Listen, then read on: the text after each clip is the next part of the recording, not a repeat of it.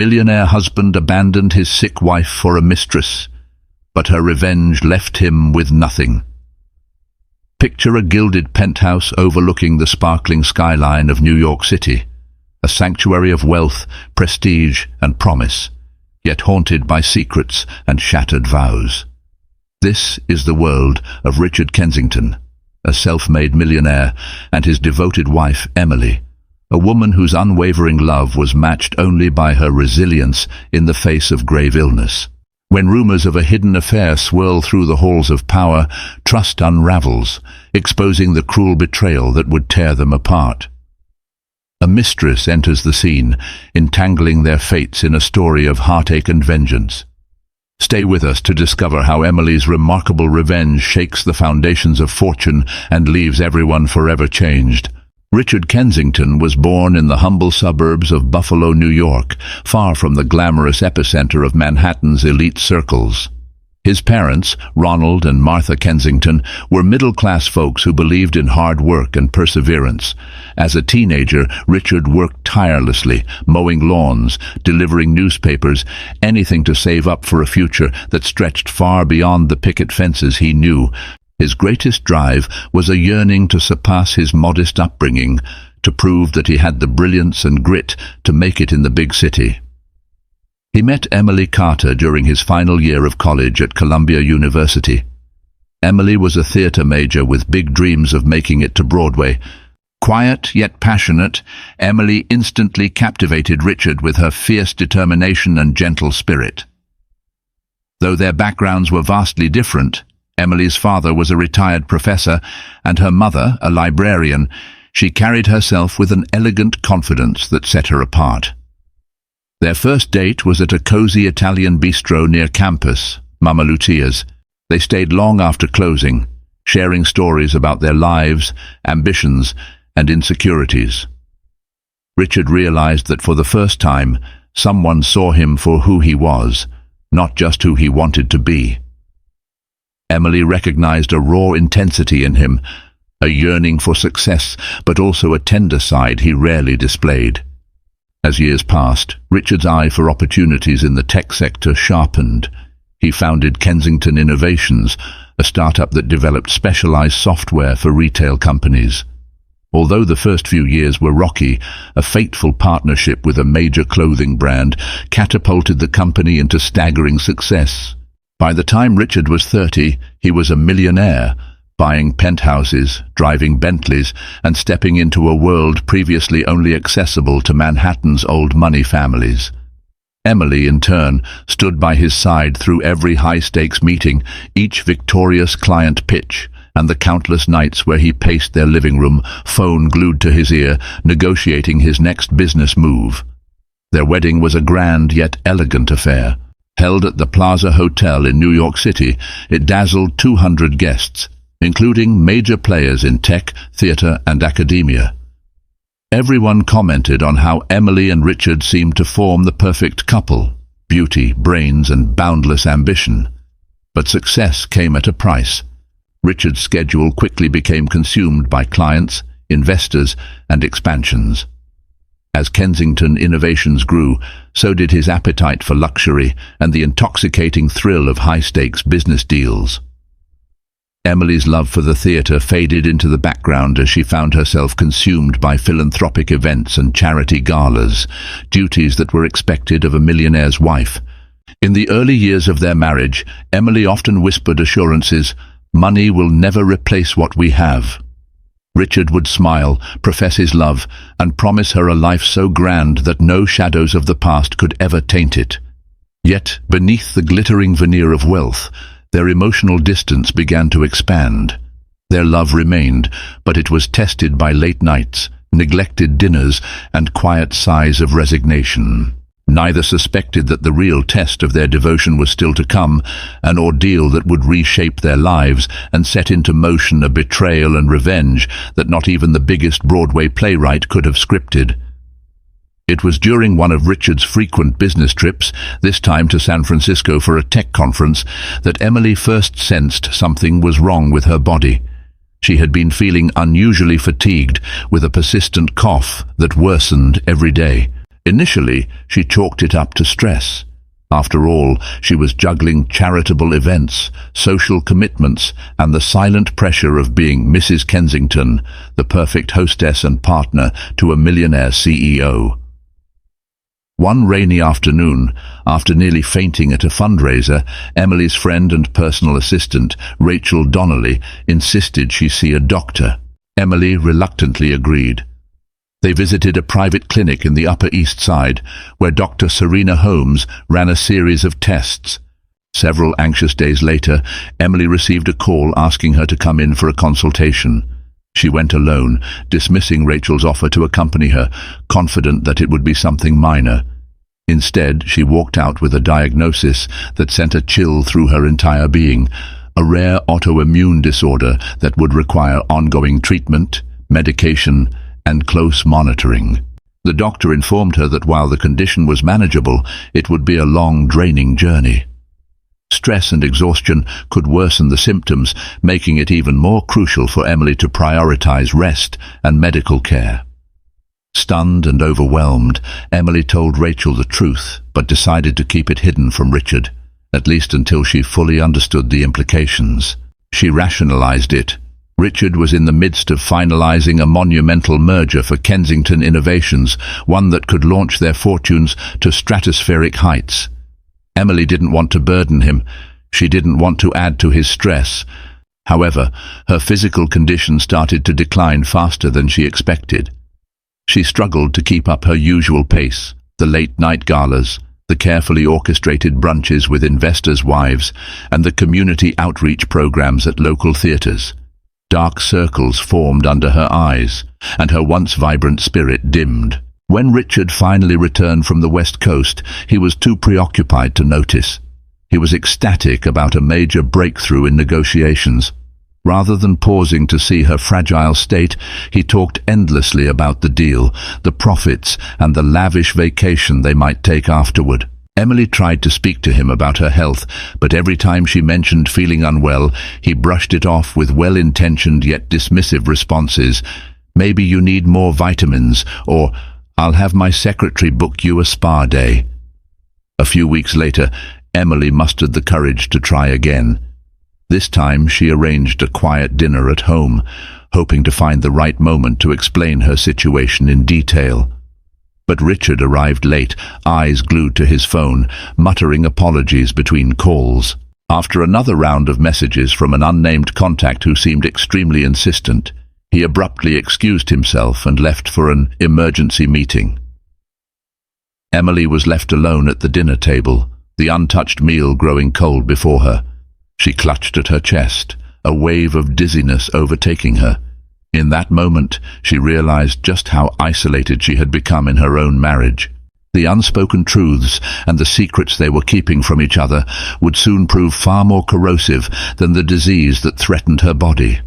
Still, Emily held hope that once she found the right moment to tell Richard, he would stand by her. After all, their love had weathered countless storms. She just never imagined the next tempest would strike so close to her heart, and that before she could reveal her truth, another, darker secret would arrive to shatter everything she believed in. Emily's household staff began to notice the changes in her demeanor and energy. Francine, the family's longtime housekeeper, observed how Emily would sometimes forget simple things, like the date of a luncheon or the location of an event. Other times, Emily would retreat to her bedroom for hours, missing calls and visitors. Concerned, Francine gently suggested scheduling another appointment with Dr. Holmes, but Emily brushed it off with a polite smile, promising she would handle it when the time was right. Meanwhile, Richard's behavior became more erratic. He was glued to his phone at odd hours, often stepping out of the apartment to take calls in the hallway, his voice hushed but urgent. Emily overheard snippets. "Yes, we'll meet soon. I promise. Not much longer." When she questioned him about it, he dismissed her concerns, attributing it all to the complexities of the merger. But Emily could feel the subtle shift in the air, a distance that couldn't solely be explained by business. One evening, as Emily waited for Richard to return from the office, she noticed an unfamiliar perfume lingering in the living room. It was floral, sweet, and definitely not hers. She checked the coffee table and found a smudged lipstick mark on a glass of water.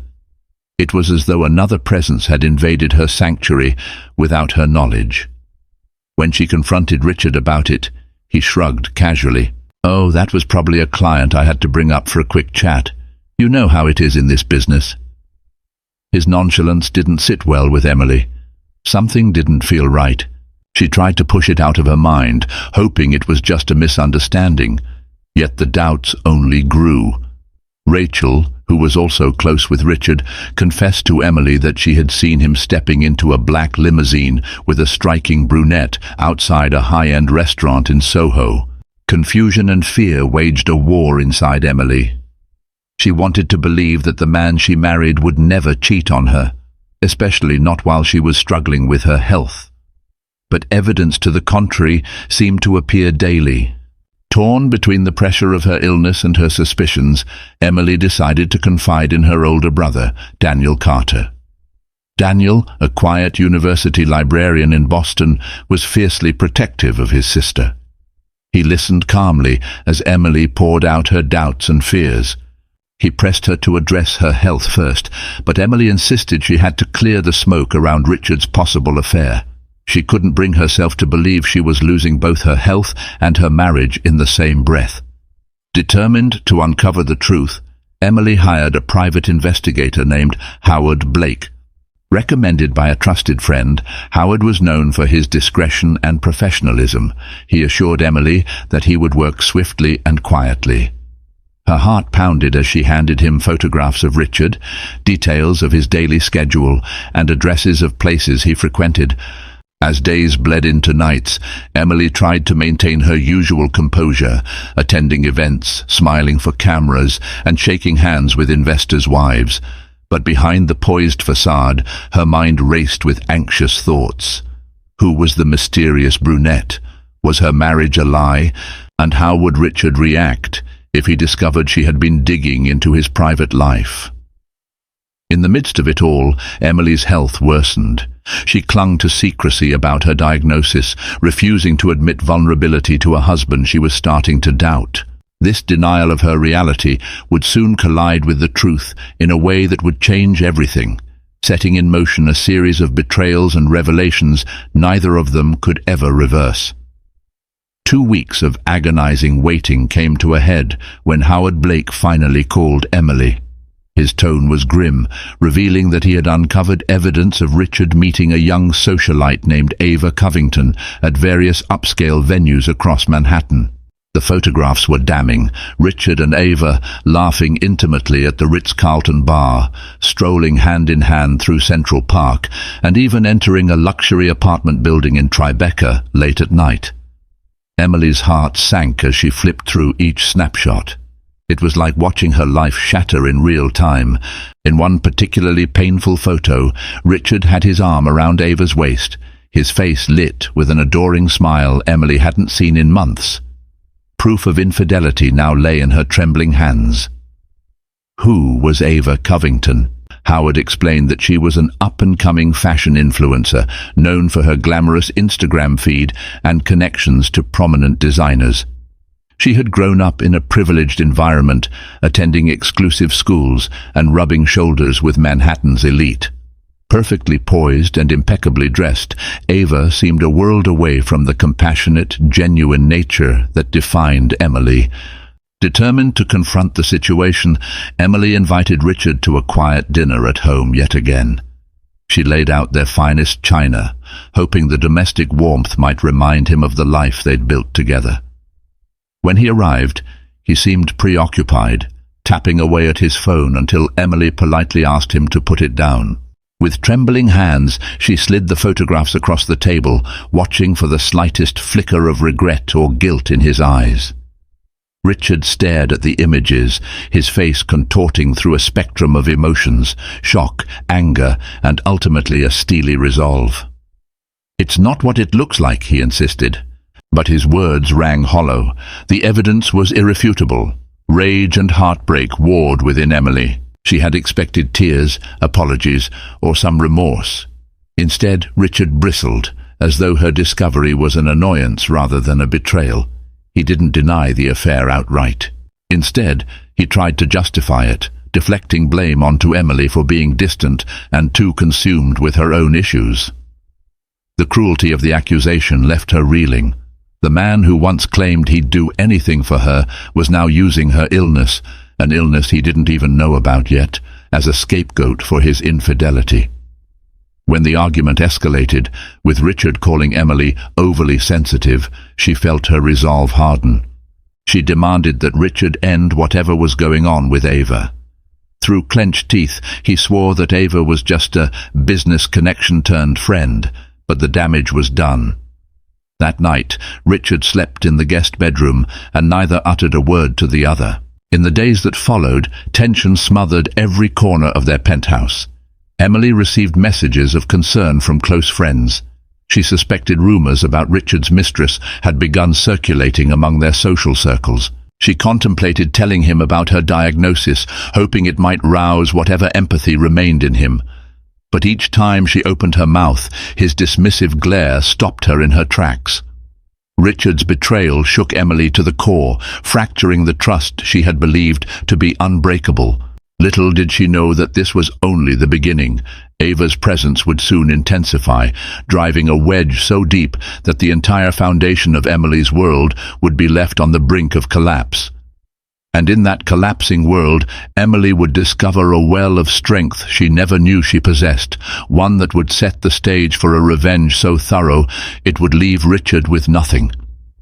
In the weeks following the revelation of Richard's affair, Emily noticed he no longer attempted to hide his phone calls or late-night outings. It was as though once his secret was out, he decided to flaunt it. The penthouse that once felt like a warm cocoon of shared dreams now felt like a claustrophobic cage, rattling with the echoes of heartbreak. Emily's health deteriorated further under the weight of stress. The cough she had once brushed off now came in fits, leaving her breathless. Headaches became constant, a dull throb that resonated behind her eyes. She tried to rest, but sleep only brought nightmares of Richard and Ava parading their love in front of the world. Every morning she woke with tears drying on her cheeks. Tristan Norton, an old friend from her theatre days, re-entered her life around this time. Once upon a time, Tristan had harbored a quiet admiration for Emily, but their paths diverged when she married Richard. Now, he was a struggling stage director looking for a new production sponsor. Concerned for Emily's well-being, he reached out to her on social media after hearing rumors about her troubled marriage. She felt oddly relieved by his sudden reappearance, grateful to have someone who remembered her beyond the role of Mrs. Kensington. In discreet coffee shop conversations, she admitted the truth of her sickness and the betrayal she was enduring. Tristan listened intently, his eyes reflecting sorrow and empathy, qualities that felt increasingly rare in her life. Though Emily had never been one to confide deeply in others, she found comfort in his quiet support. He was the one person who didn't expect anything from her, no social facade, no philanthropic obligations, no financial strings. Meanwhile, Richard sank deeper into his relationship with Ava. Their affair became more public, sightings in glamorous hotspots like Cipriani and private parties in the Hamptons. Paparazzi captured them dancing in clubs, laughing in front-row seats at fashion shows. Emily felt a mixture of humiliation and fury each time she scrolled through online gossip sites. Everyone seemed to be whispering about her husband's new arm candy, painting Emily as the neglected wife who had failed to keep his interest. Friends close to Richard tried to intervene, reminding him of the risks to his reputation if he abandoned his wife so openly. Still, he dismissed them. In his mind, he had worked too hard to reach this level of success. He was unstoppable now, and if he chose to indulge in extramarital affairs, it was simply another entitlement he believed came with wealth and power. As for Emily, her fragility was, in his eyes, a liability, one he could sidestep by focusing on Ava, who was vivacious and carefree. At home, their arguments grew vicious. Emily would plead with him, not for herself, but for the dignity of their marriage. Richard turned cold, accusing her of being a burden he never asked for, launching stinging barbs about her lack of energy and presence. His cruelty left her shell-shocked, wondering how the man she once adored had become so callous, so immune to her pain. But she also felt something else stirring deep within her, a refusal to break. Her heart might have been wounded, and her body might have been failing her, but Emily Carter Kensington was no weakling. She had always been the supportive partner, the giving wife. Now, faced with betrayal and abandonment, the fire inside her began to roar. Step by step, she would find a way to reclaim her life, even if it meant bringing down the empire she had helped Richard build. As the affair escalated, so did Emily's medical condition. Episodes of fatigue worsened, and she frequently found herself bedridden for days at a time. Her phone would ring with concerned calls from Rachel and Tristan, but rarely from Richard. He had all but moved out of their bedroom, coming and going at odd hours without explanation. One particularly brutal evening, Emily mustered the courage to confront Richard with the total truth. Her brother Daniel had driven down from Boston after receiving frantic text messages from Rachel about Emily's worsening health. Together, they waited in the living room for Richard to come home. Hours passed.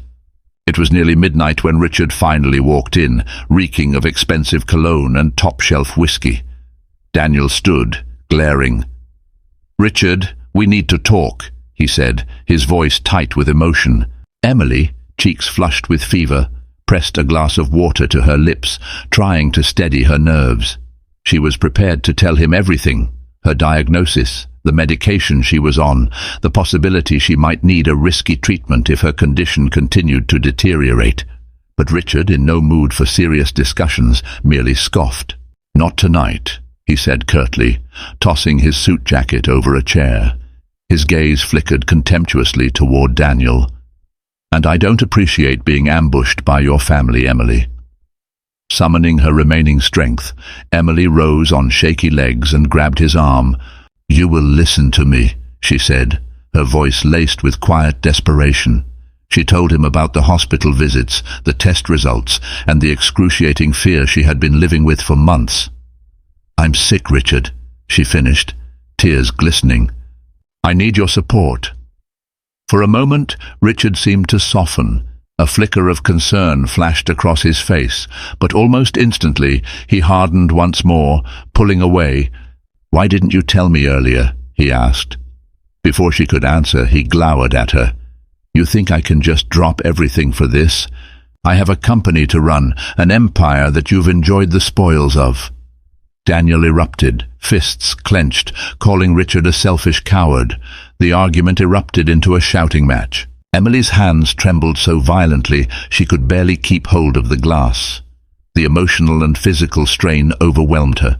She sank to her knees, gasping for breath, tears spilling down her cheeks. In that moment, Richard made a choice that would haunt him forever. Instead of comforting her, he turned on his heel. "I can't handle this right now," he growled, marching to the door. With one last withering glance, he spat out, "Stay out of my way," and left the penthouse. The door slammed behind him, echoing through the marble floors. Emily collapsed into Daniel's arms, sobbing uncontrollably. She realized the love she once cherished was irreparably broken. All illusions crumbled. Her husband, a man she had built her life around, had just walked out while she was on the verge of a medical crisis. Later that night, she stared at the ceiling, tears drying against her pillow. Fear and anger warred within her, a swirling cauldron of emotions that refused to quiet. Never had she felt more helpless or more determined. Betrayed and abandoned, Emily made a promise to herself. She would survive this, and she would make sure Richard Kensington paid for every tear he had caused her to shed. The following morning, Emily woke to Daniel gently checking her pulse and temperature. Concern was etched on his face. "Em, you can't do this alone," he whispered, urging her to let him help in any way he could. Over a simple breakfast, Daniel and Rachel persuaded Emily to prioritize her health. After all, what good was revenge or anything else if she wasn't alive to see it through? Resigned to their insistence, Emily agreed to a more comprehensive treatment plan. Dr. Serena Holmes scheduled a series of medical interventions, including immune-boosting therapies that required regular visits to Mount Sinai Hospital. For the first time in months, Emily allowed others to care for her. She placed her trust in Daniel, Rachel and Tristan, grateful for the unwavering support she had so desperately lacked from Richard. During one of her hospital appointments, Tristan accompanied her. He watched quietly as nurses administered IV drips, each lasting hours. When Emily dozed off, he stepped into the hallway to take a call and bumped into an old acquaintance, Amelia Wallace, a prominent entertainment lawyer. Hearing about Emily's plight sparked Amelia's innate desire to help. She offered her legal expertise, especially if Emily ever needed counsel regarding her marriage or financial matters. For Emily, the mere mention of legal intervention felt ominous. She still clung to a thread of hope that Richard might come to his senses. But Tristan and Amelia gently reminded her that the best approach was to protect herself. If Richard was too consumed by his new fling and his empire, Emily needed to ensure she wasn't left destitute or powerless. So began a quiet yet determined effort to assemble a safety net. Emily called upon a discreet financial advisor, Gregory Lang, to review the prenuptial agreement she had signed with Richard. Years ago, love-struck and optimistic, she had barely glanced at its contents. Now she discovered provisions that favored Richard heavily, granting her only a minimal settlement if the marriage dissolved under certain circumstances, including infidelity. Ironically, the document had a morality clause that might work in her favor if she could prove Richard's affair had directly compromised their union. It was a glimmer of opportunity. With guidance from Amelia, Emily started collecting evidence, bank statements, property titles, and any trace of Richard's assets that her name might be attached to. She was meticulous, taking care not to alert Richard. During one heartbreaking moment, she found a hotel receipt in Richard's desk drawer, dated just a week before she confronted him with the photos. Ava's name was on the booking. The blatant disregard for their marriage nearly gutted her, but it also fueled her resolve. Though Emily tried to remain calm and focused on her health, the emotional toll was severe.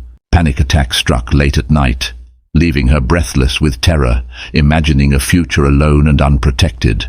Daniel would rush to her side, reminding her of her strength, reassuring her she had people fighting for her. She gripped his hand, tears staining her pillow, knowing she couldn't turn back. Richard's betrayal had led them here, and she was done being the passive victim. Despite her pain, each day Emily discovered a renewed sense of purpose. Where once she had been content to play the supportive spouse, she now realized her own life hung in the balance. Her convalescence allowed her time for introspection, time to remember the dreams she'd shelved, the talents she'd let stagnate in the shadows of Richard's success. And with each passing moment, as the IV drip delivered healing medicine into her veins, Emily's resolve solidified. She would reclaim her power and her dignity no matter what it took. While Emily focused on her medical treatments and discreetly compiling evidence, Richard and Ava continued to flaunt their relationship throughout Manhattan's social scene. Photos of them appeared in tabloids, attending art gallery openings, dining at 3-star Michelin restaurants, even vacationing on a private yacht off the coast of the Bahamas. The gossip columns whispered about the scorned wife, painting Emily as pathetic and outdated, a relic of Richard's past. Beneath the public humiliation, Emily felt a new energy coursing through her, spurred by a mixture of anger, heartbreak, and a fierce drive to protect herself. She met regularly with Amelia Wallace in the back room of a quaint French cafe on the Upper West Side. Together, they pored over every clause in the prenuptial agreement, analyzing how best to demonstrate Richard's breach of marital duties. At the same time, Tristan Norton urged Emily to rekindle her passion for the stage. He believed that rediscovering her talents would provide an emotional outlet and remind her of the vibrant woman she once was. Tentatively, Emily agreed to audition for a small production Tristan was directing, a modern adaptation of a classic drama. The audition was raw, her voice trembled with nerves, and she had to pause for coughing fits. But as she read the lines, she felt alive again. Eager to keep her momentum going, Emily threw herself into the dual tasks of preparing for the role and orchestrating her legal strategy. The hidden reserves of strength she tapped into surprised even her. Gone was the demure, smiling society wife. In her place stood a woman ready to challenge the status quo. Rachel, thrilled to see her friend regaining confidence, assisted in every capacity, fetching scripts, scheduling rehearsals around Emily's hospital visits, and continuing to gather intel on Richard's business dealings. Then came a breakthrough. Amelia discovered that Richard, in his haste to impress investors, had overlooked a critical clause in a major contract. Kensington Innovations was teetering on the edge of violating a non-disclosure agreement with a key client. If that client pulled out or sued, it could set off a cascade of financial disasters. Amelia, with her legal acumen, saw an opening. If Emily made a timely, strategic move, she could leverage her knowledge of this precarious situation against Richard. But they needed proof, actual documentation linking Richard's negligence to potential fallout. Emily and Rachel devised a plan to obtain the necessary files from Richard's home office. The tension was palpable when Emily, feigning a desire to reconcile, invited Richard for a private conversation at the penthouse. Under the guise of wanting to discuss finances for an upcoming charity gala, she managed to distract him long enough for Rachel to slip into his study and copy relevant documents. The moral weight of betrayal pressed on Emily's conscience. She wasn't naturally deceitful, and the idea of sneaking behind Richard's back made her stomach churn. But every time she hesitated, she reminded herself of all his lies, of how he left her on the floor in tears while he rushed back to Ava. That memory fortified her resolve. So the seeds of revenge were sown, each one nourished by heartbreak, anger, and a fierce protective instinct. Her illness, once a crippling disadvantage, became an unexpected source of focus, an urgency that pushed her to act decisively. While Richard believed he had escaped the confines of a sick wife to indulge in his hedonistic new life, Emily was quietly assembling a plan that would leave him reeling. Soon, the stage would be set for the final act of their twisted drama. Emily's gradual return to the theatre and her clandestine legal maneuvers ran parallel to the unraveling of Richard's public image. The first blow to his carefully cultivated reputation came at a high-profile tech conference in Dubai. Kensington Innovations was supposed to unveil a groundbreaking software update, but rumors circulated that a critical component was behind schedule due to mismanagement. Investors grew anxious, and several major clients began to question Richard's leadership. It didn't help that tabloids plastered images of him partying with Ava on a yacht while the company's major project stalled. For the first time in years, whispers about Richard's incompetence and reckless lifestyle overshadowed the once-praised brilliance that had fueled his meteoric rise. Meanwhile, Emily's theatrical comeback, though modest, reignited a sense of purpose within her. Tristan's production was a small avant-garde show in an off-Broadway venue, but it garnered attention for its raw emotional depth. Critics applauded Emily's performance, praising the authenticity she brought to a role laden with betrayal and heartbreak, emotions she didn't have to dig too deep to channel. One evening after a performance, as Emily stepped into the theatre's lobby, she locked eyes with Richard, who had shown up unexpectedly. It was a jarring moment. His face revealed turmoil, possibly regret. Ava was not by his side. He stood awkwardly by the doorway, a bouquet of white lilies in his hand. The entire cast and crew watched in stunned silence as the estranged couple approached each other. "Impressive performance," Richard remarked, his voice brittle. He extended the flowers, an odd gesture of atonement. Emily hesitated before accepting them, her expression unreadable. After an excruciating pause, she led him to a quiet corner. "What do you want, Richard?" she asked, struggling to keep her composure. The rush of adrenaline from the stage still coursed through her veins, making her voice tremble ever so slightly. He inhaled, eyes darting around as though searching for the right words. He apologized, haltingly, awkwardly, acknowledging that he'd abandoned her when she was ill. He claimed he missed her, that Ava was just a phase, and he wanted a chance to make things right. But Emily wasn't the same woman he once manipulated with grand gestures. Pain had been a stark teacher.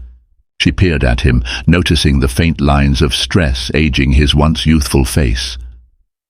"I'm not sure what to say," she began softly, her voice barely above a whisper. She couldn't deny the spark of love that lingered in the corners of her heart, but the chasm of betrayal was too vast. Just then, Tristan approached to check on Emily. Richard's face twisted with jealousy, eyes narrowing at the gentle hand Tristan placed on her shoulder. Sensing trouble, Tristan backed off. Richard's immediate suspicion only cemented Emily's belief that he hadn't truly changed. He was still driven by possessiveness and pride. Over the next few days, Richard tried to contact her repeatedly, texts, calls, even showing up at her apartment unannounced. Emily, torn between the desire to believe in the man she once loved and the reality of his betrayal, maintained a careful distance. The budding rumors about Kensington Innovations' financial and legal vulnerabilities gave her reason to hold firm. She wanted to see how low Richard might sink before he realized the full consequence of his actions. Despite her guarded stance, each apology from Richard tugged at her heart, threatening to soften her resolve. But then she would recall the nights of solitude in a cavernous penthouse, the tears shed in hospital beds with no husband by her side, and the tabloid pictures of him laughing with Ava. Those memories kept her focus sharp. She had come too far to let her guard down now. The real reckoning was just on the horizon, and it would be unlike anything Richard or Ava had ever imagined. As Kensington Innovations' troubles mounted, Emily's strategic plan moved toward a calculated climax. She had in her possession enough documentation to prove that Richard had breached confidentiality agreements, misused company funds to impress Ava, and neglected key responsibilities in pursuit of personal indulgences. Under Amelia Wallace's guidance, Emily quietly handed over select pieces of evidence to a reputable journalist, Ethan Farrow, at the New York Times. Ethan, known for his fearless investigative reporting, wasted no time verifying Emily's claims. The ensuing article was explosive, detailing how Richard Kensington, once hailed as a visionary tech magnate, was on the verge of losing major contracts due to internal chaos and scandalous misuse of company assets. The piece also hinted at his personal indiscretions, carefully naming no names but leaving enough breadcrumbs for readers to infer his involvement with a high-profile socialite. The fallout was immediate. Stocks of Kensington Innovations plummeted, and investors clamored for an emergency board meeting. Sponsors and partners began to distance themselves, wary of becoming entangled in the growing storm. Publicly, Richard tried to spin the narrative as a smear campaign orchestrated by competitors, but behind the scenes he was panicked. He even reached out to Emily, demanding to know if she had any part in the leak. Emily met him for coffee at a quiet cafe near Lincoln Center, calmly sipping her tea while he ranted and raved about dishonorable tactics. She felt a pang of sorrow, watching him unravel, remembering the ambitious young man she once admired. Yet she remained outwardly composed. "Is this what it's come to?" he asked bitterly. "You trying to ruin me with rumors and lies?" She set her cup down gently. "They're not rumors if they're true," she replied, meeting his gaze with steady resolve. "And you ruined us long before this." Richard's face hardened. He looked as though he might lunge across the table, but then reeled himself in. He tried a different tactic. He spoke of their history, the memories they shared, how they had built their empire together. But Emily refused to yield. The moment ended with him storming out, leaving behind a half-empty cup of coffee and a lifetime's worth of resentment. Back at her new apartment, she had quietly moved out of the penthouse to protect her privacy. Emily received a text from Ava. The mistress had somehow procured Emily's number, and she sent a barrage of messages laced with venomous accusations. Ava claimed that Emily was pathetic for clinging to a man who obviously no longer loved her. She threatened to reveal private information about Emily's health if Emily didn't stop slandering Richard, but Ava's threats fell flat. Emily had already gone public about her condition in a heartfelt interview, hoping to raise awareness for her rare autoimmune disorder. Ava had no ammunition there. All the chess pieces were in motion now. Richard battling a professional crisis, Ava scrambling to maintain her new high society status, and Emily quietly orchestrating moves from the shadows. Though physically exhausted and still battling her illness, Emily felt an odd sense of relief.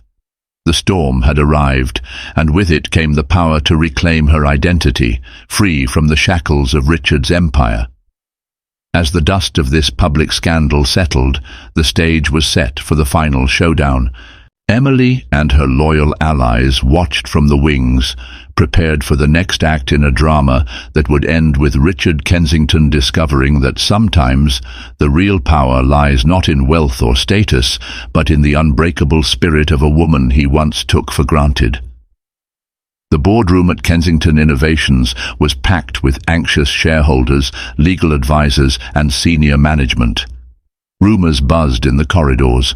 Richard might step down as CEO, a new majority stakeholder might swoop in, or the entire company could face a hostile takeover. Tensions rippled like electric currents in the sterile air. At the head of the table sat Richard, flanked by a beleaguered legal team. Though he tried to project confidence, the dark circles under his eyes betrayed his weariness.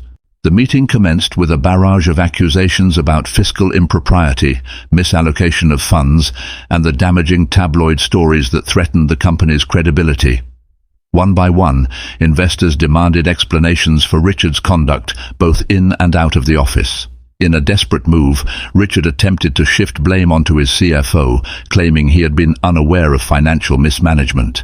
But the documentation Emily had quietly supplied to select board members made it clear that Richard had personally authorized extravagant expenditures under the guise of client entertainment.